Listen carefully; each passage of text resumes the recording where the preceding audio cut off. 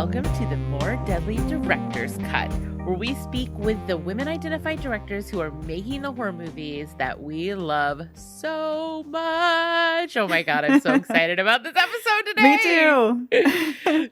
I'm Rachel, your co-host, and joining me is honestly, the very best co-host you could ever hope for, Aw. and not to mention friend, Ariel. Hi. Hey girl, how have you been? Anything Good. exciting going on? No, not really. Just Okay. normal stuff. I've got my nephew with me this weekend, though, so I'm hoping to do some more horror movie indoctrination. Oh, that's right. You're like slowly trying to turn him Yeah. into one of us. One of us. One of us. So what are you going to make him watch this weekend? I'm thinking about urban legends. Okay. You're giving him Yeah. the full 90s treatment. Interesting. Yeah, well, he really interesting. liked I Know What You Did Last Summer. So, Oh, okay. So we've kind of found a lane. yeah, exactly. So I'm going to Okay. exploit that until I can get him into darker stuff. Yeah. How old is your nephew again? He's 16. Oh, he's ready. I mean, think about the stuff we had seen by 16. Yeah, I mean, I had yes. seen Too much, probably. tons of slashery movies, Candyman, all the Hellraiser movies. Yeah. Yeah. I mean, I guess some of those might be a little awkward with your nephew, but you know what I mean. The point is, I think at 16, you know, I mean, Yeah. although maybe that's why we're so messed up. So maybe don't listen to me.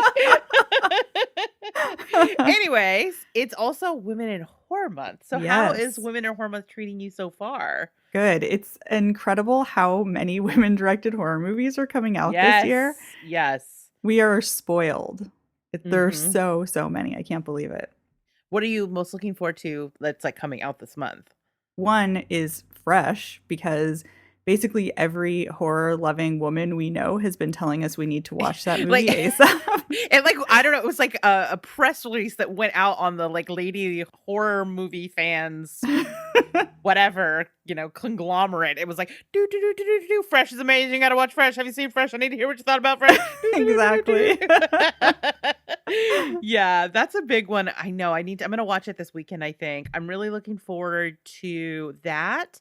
And well, the movie, one of the top picks this month we're gonna be yes. talking about right now, which is Master. But I'm also really looking forward to You're Not My Mother by Kate Dolan, which yeah, comes that out looks like really good. I think next week it's out. And hopefully, fingers crossed, we'll get to talk to her. And also Night's End from Jennifer Reeder comes out That's this right. month. I forgot that comes out this month. Oh, that's so exciting. The 31st. It'll be out on Shudder. Right. So those are both two that I'm super, super hyped for. I also think Uma is coming out later this month, and that has Sandra Oh in it. And is that this month? Yeah. Holy crap. I know. Why do I not have that on my list? Oh, I think I'm looking at the video on demand. That must be getting a theatrical. But yeah, Uma looks amazing. Yeah. And South by Southwest is next weekend, and so next week. So I'm super, super excited about a couple of movies that are coming out of that I'm going to get my eyeballs on. First of which is Deadstream. It's like a husband and wife duo that directed it. That looks really, really good. In fact, I think it's actually on the virtual screening right now, so I might watch it tonight. Nice. And then the other one that looks really, really amazing is one called Slashback, which is, I believe, about two Native American girls who are fighting back against an alien invasion. Oh, that sounds cool. Yeah. Awesome. Well, you'll have to report back when you're done. Oh, you know I will. If you're on the Discord, maybe you'll go. You know what I'm saying?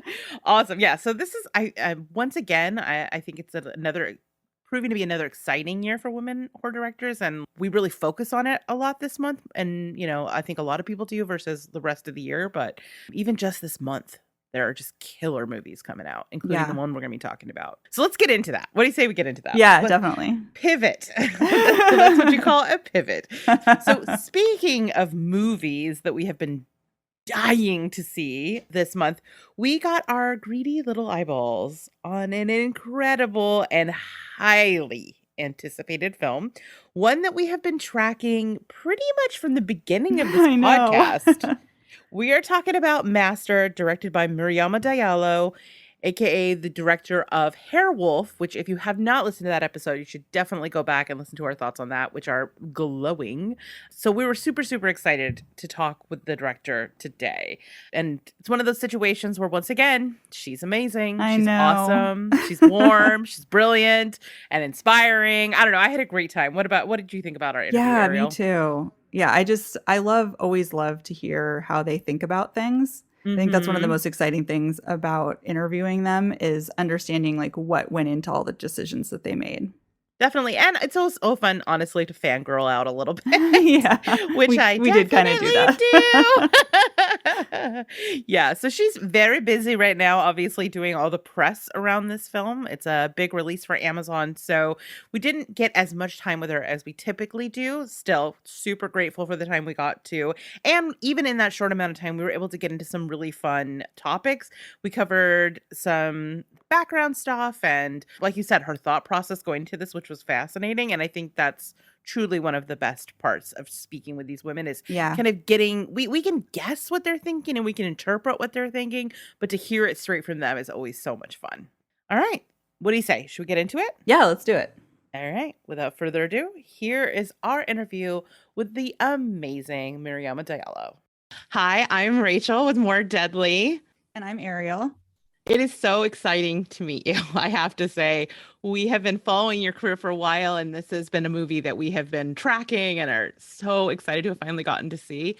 One of the very first things we ever reviewed on our podcast was Hairwolf, and loved it. So good. Yeah, Thank you. Oh my gosh. Thank you. You're my day ones then. Let's put it that way. Yes, yes, we are. Absolutely. And what was so special about it was that it was really funny and it had this great social critique, and that it was also like obviously in love with the horror genre.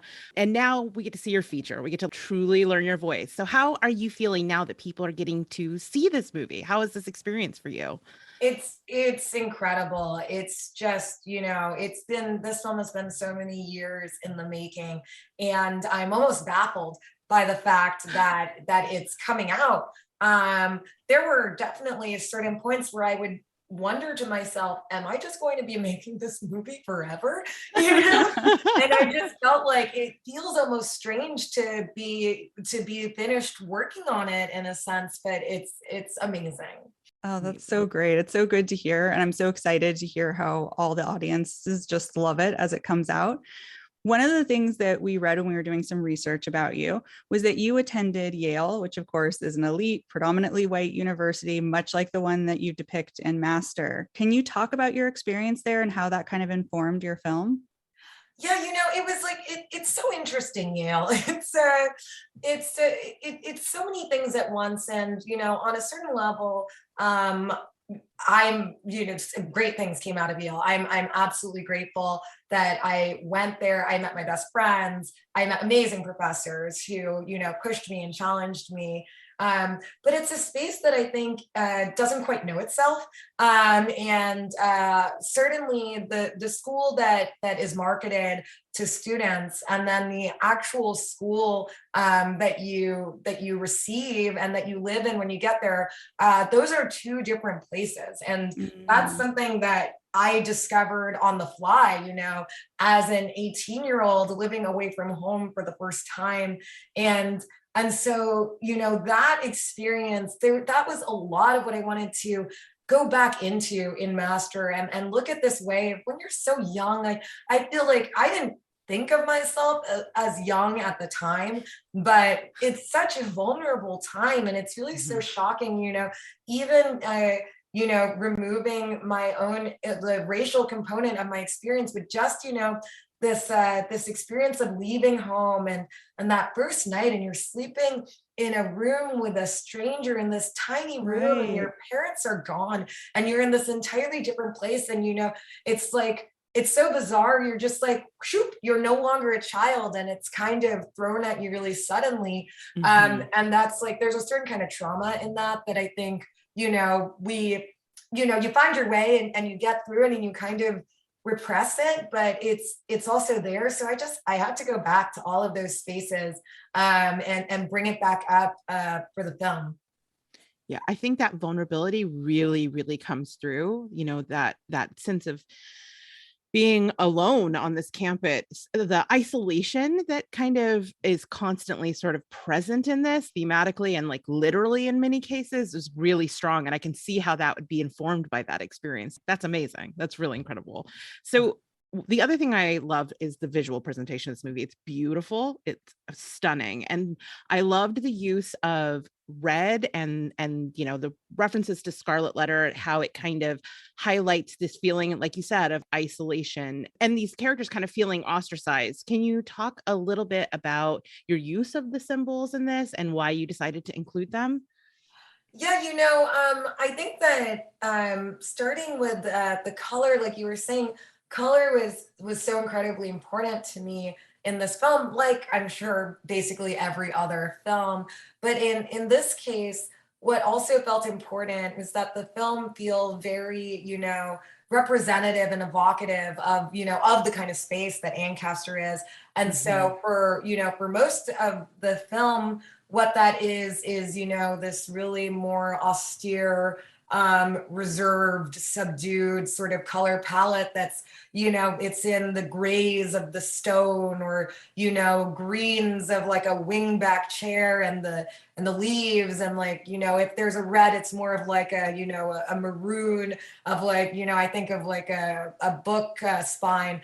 But then, like you said, there are these moments of these very lurid, very luridly lit scenes where there's this strong crimson.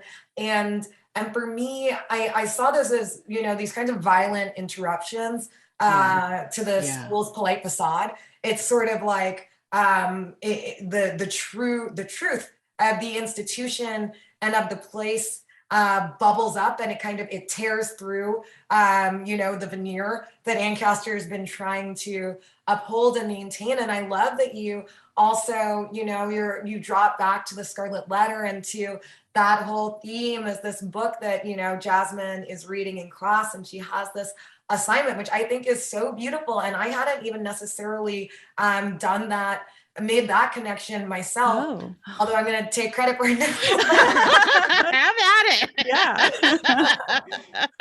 But I think that's, it's like whether I intend to or not, I think it's so amazing that, it's there. And I think, as soon as you said that, there was something that felt really true to that. And, the reds are, those colors they're associated exclusively with Jasmine, which makes even more sense, that there's the connection there with that book. So I love that. And I'm gonna run with that. Yeah, please do.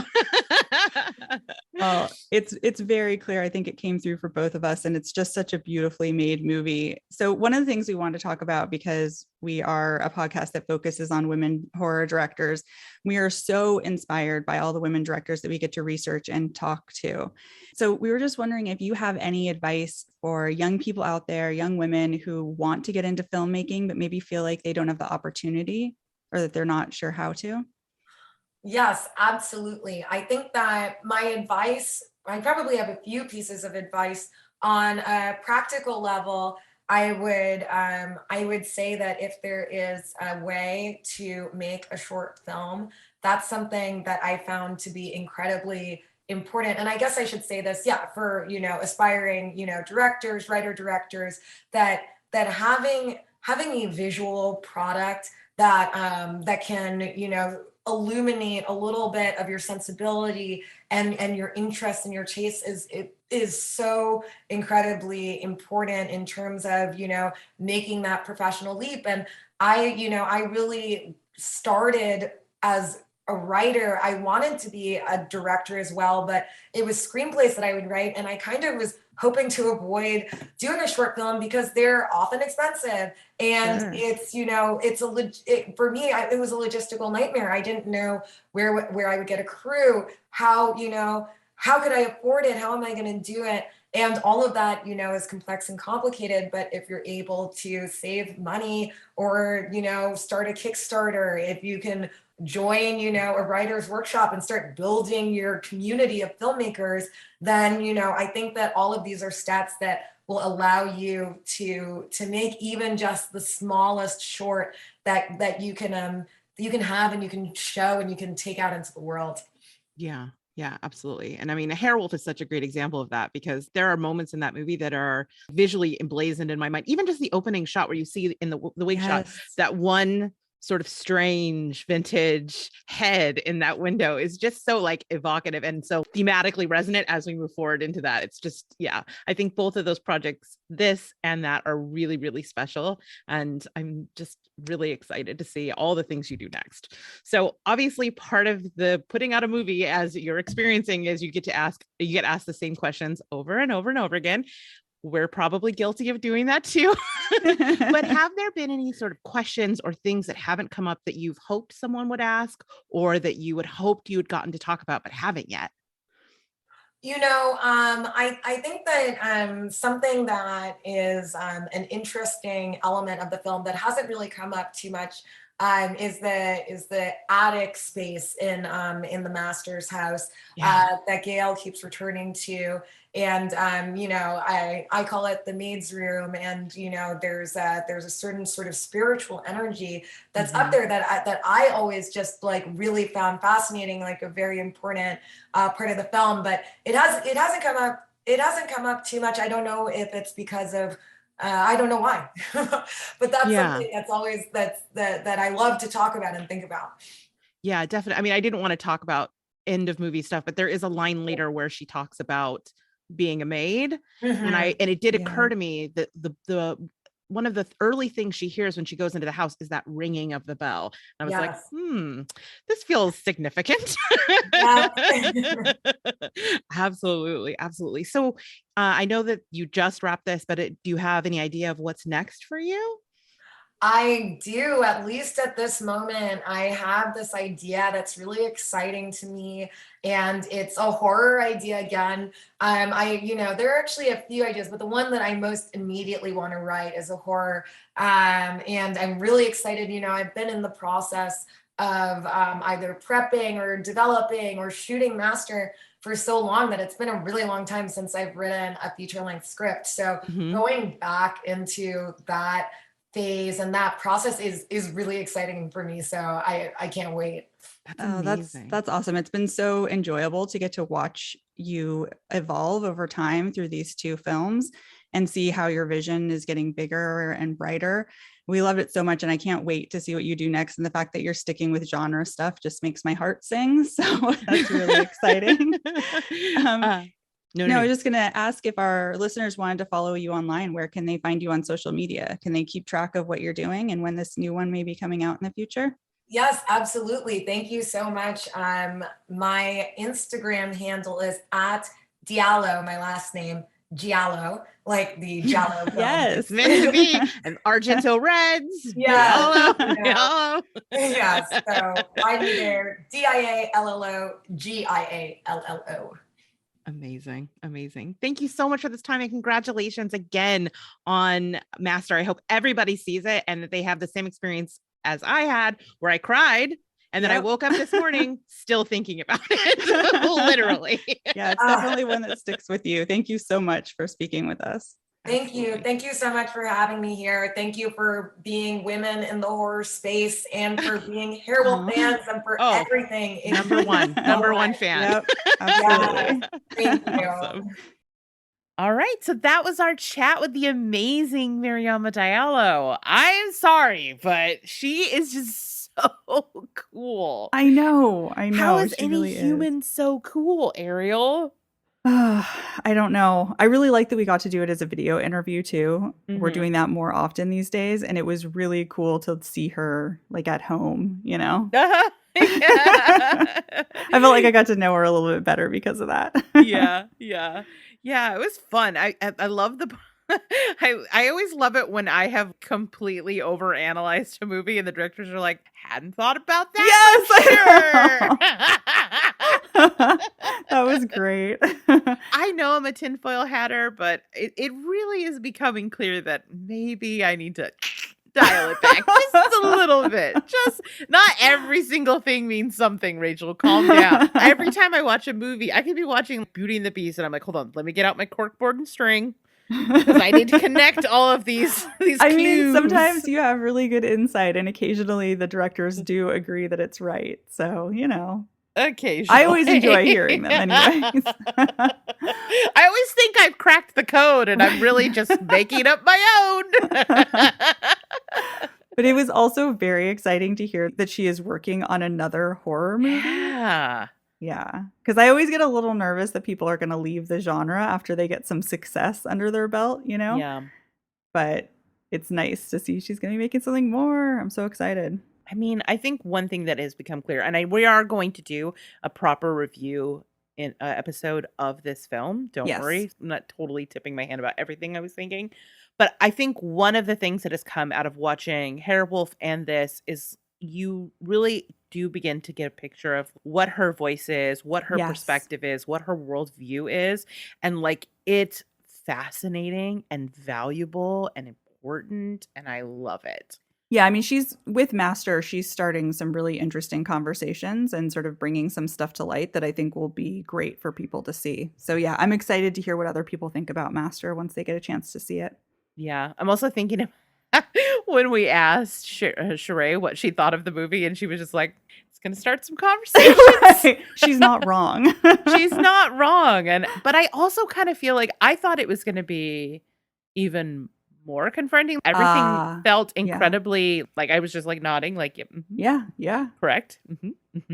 So I'm not really sure where I guess dumb people are going to have dumb things to say, but yeah, I mean, and maybe if you're just not aware of some of that stuff, maybe it would feel confronting then, if these aren't conversations you're already having in real life. Yeah, we'll talk. We also are going to need to talk about the sort of ally professor, because I was like, oh, the cringe.